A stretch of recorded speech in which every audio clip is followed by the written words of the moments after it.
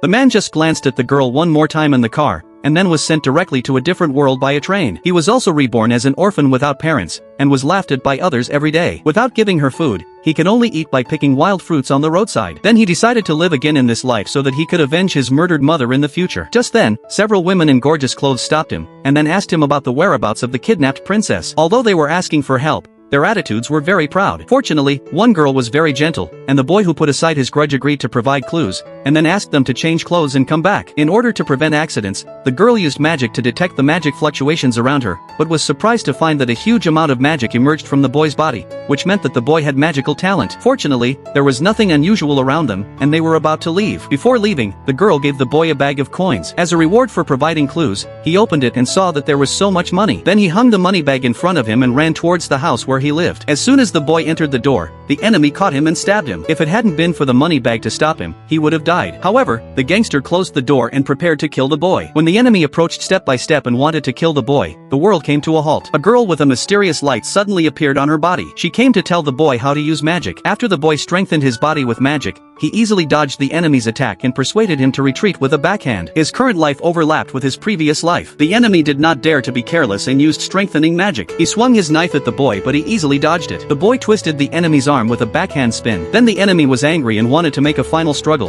but the boy threw him directly to the ground and passed out. At this time, there was movement in the bag next to him, which attracted his attention. When he opened it, it turned out to be the princess they were looking for. The princess said that he would reward the boy after he rescued her. Before the boy could agree, the princess was frightened and fainted by the tragic scene next to her. Then the boy carried the princess out and soon met several people who had changed their clothes. However, one of them came up and beat the boy, and falsely accused him of being the murderer who kidnapped the princess. The accompanying guards also directly ordered the boy to follow them. Due to force, the boy had no choice but to cooperate, but what awaited him was the torture of the deputy captain of the kingdom to extract a confession. They tortured the boy to get him to admit that he had kidnapped the princess, but he would not admit it even if he was beaten to death for something he had never done.